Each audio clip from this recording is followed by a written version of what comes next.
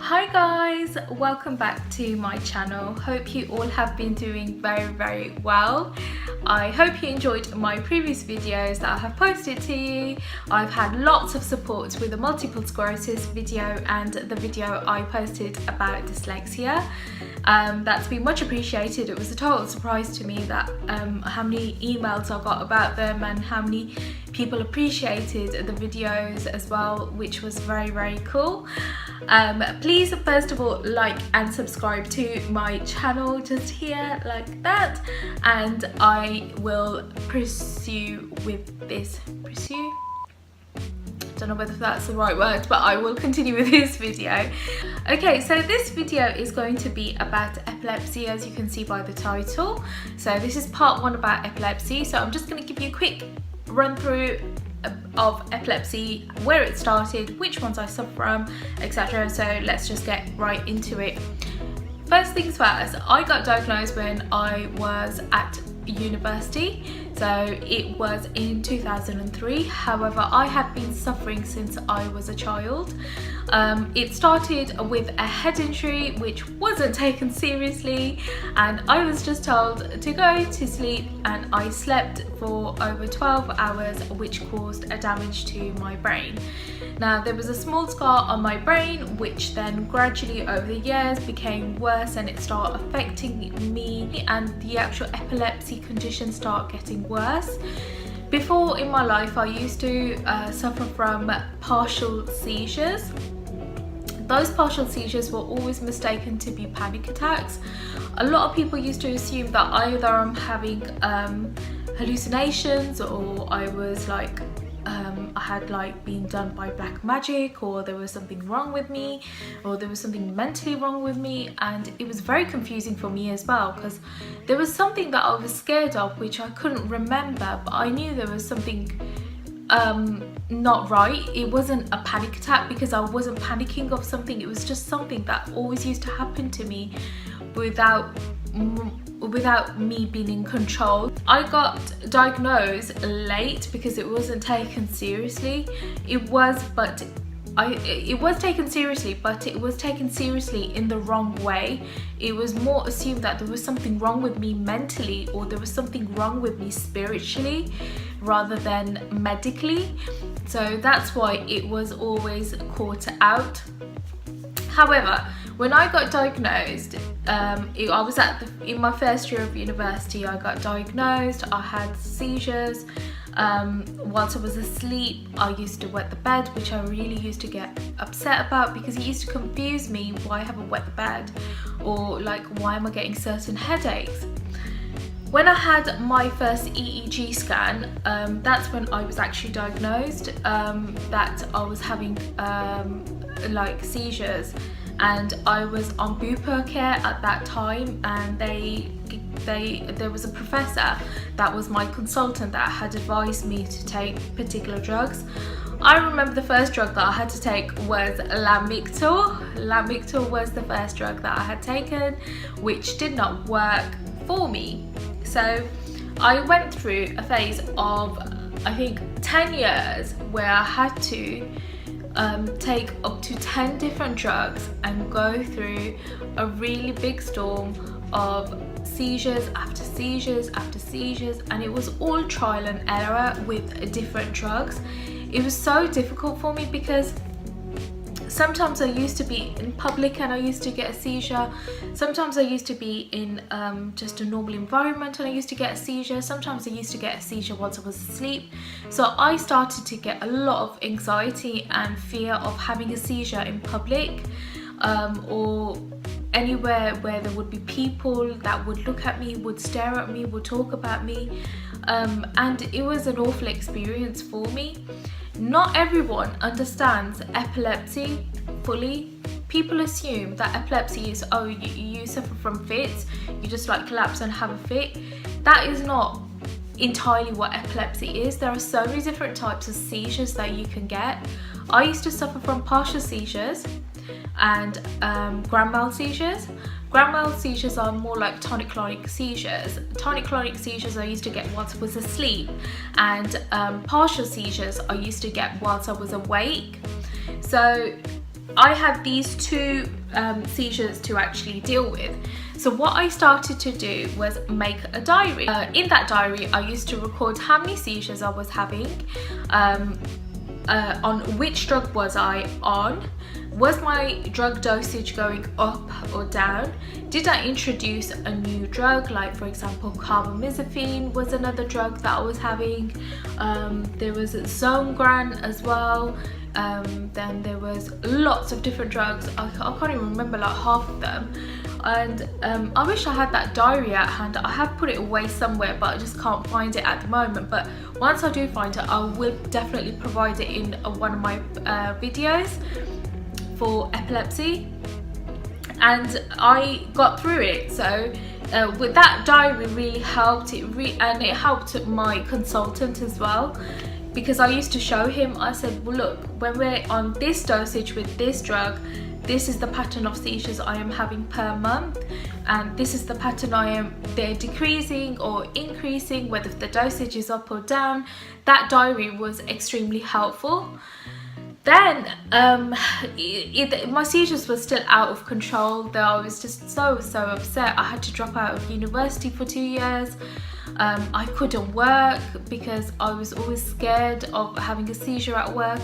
I was actually discriminated at work for having seizures, because partial seizures aren't like just any fits. They're very different.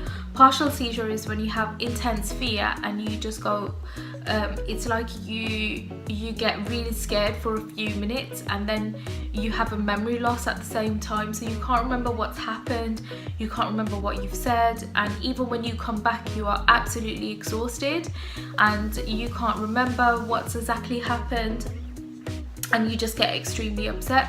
Was I ever embarrassed of having these seizures? No, I wasn't embarrassed of them. I was more scared of them and more anxious and more frustrated on not knowing what the solution was or how to deal with them. I was meant to undergo surgery. Before I went through that surgery, I was then diagnosed with multiple sclerosis, so we put that surgery to a pause. After that, my uncle had introduced me to a drug called sodium valporate, because he's a pharmacist, and he was a great inspiration to me, very encouraging, someone who had really supported me and who had really believed in me, and I'm so grateful for his support and his understanding in my seizures, because he even witnessed me having a few seizures and he understood what it was, and then he advised me to take sodium valporate. Sodium valporate's brand name is Epilepsy. So I started to take sodium valporate, and sodium valporate was the drug that actually worked for me. Now, why didn't I take sodium valporate earlier in my life? Is because it's not recommended for all women. It's for fertility reasons, or it's not very beneficial for them if they want to have a baby, because it can disform a baby. But I had no plans in having any children at that time, so if that was a solution to my problem, then I would have been very happy to have it. Yeah, then since to that day now, I think I have been on Epilim for about 7 years, and it's sodium valporate has done it for me. It has totally worked. I take 300 milligrams twice a day, so you can speak to your consultant if that's what you're going through, something similar as mine, or whether if you haven't tried the Epilim drug and you're still struggling with seizures, try the Epilim drug and see if that one works for you. Also, second advice would be that keep a diary.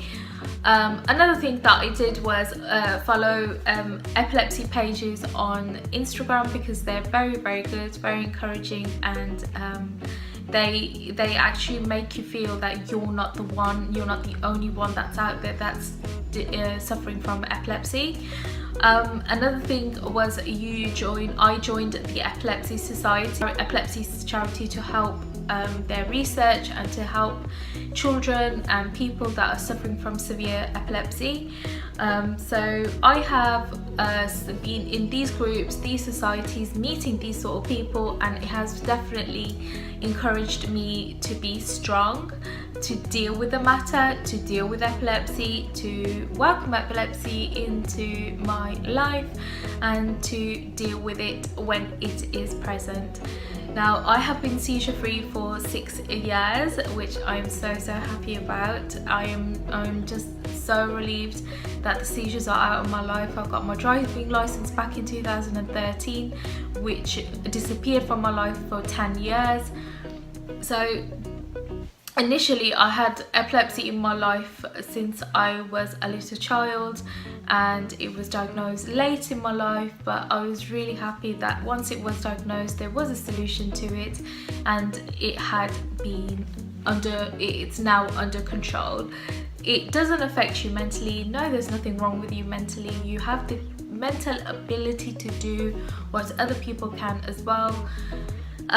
If you want me to talk about the actual seizures that I experienced and give you more details about those seizures, what I felt, how they were, what I did, then just give me a like on this actual video and I'll bring you more videos about epilepsy. And the other thing is that you are not alone. Epilepsy is so common now. Everyone knows what epilepsy is, and it's just one of those things we all have to deal with if we're given it in our lives. I think challenges are something that make you a better person. It makes you appreciate life a lot more, and it just makes you humble. And I'm like, what more could you ask for? If it's a blessing for you, if it makes you a better person, if it makes you stronger, then there is nothing wrong with that. Okay, I hope this first video helped. It was just a little briefing of my epilepsy journey. I will absolutely be happy to post another video for you with regards to epilepsy, so just keep your emails coming through and tell me what you want to see, or tell me what you would like me to speak about in regards to epilepsy and all that. I'll be more than happy to share that with you guys. And yeah, that is it. I love you guys very much. Your support has been phenomenal, and I hope this video helps as well. Just be positive. Always take any challenge in your life positively. If you have other conditions, disabilities, physical disabilities, mental disabilities, any other problems, just give me a shout. I would love to do my research on that and give you encouragement on how you can deal with it, or how you can be a better person, or what's the best way or best method to deal with it effectively. Okay, with that being said, I will see you in the next video. Take care everyone, and please do like and subscribe to my channel. If you subscribe, the button below, I would much appreciate it. I love you guys forever, and yeah, that's pretty much it. Okay, and yeah, okay then guys, I see you in the next video. Keep your requests coming. Bye.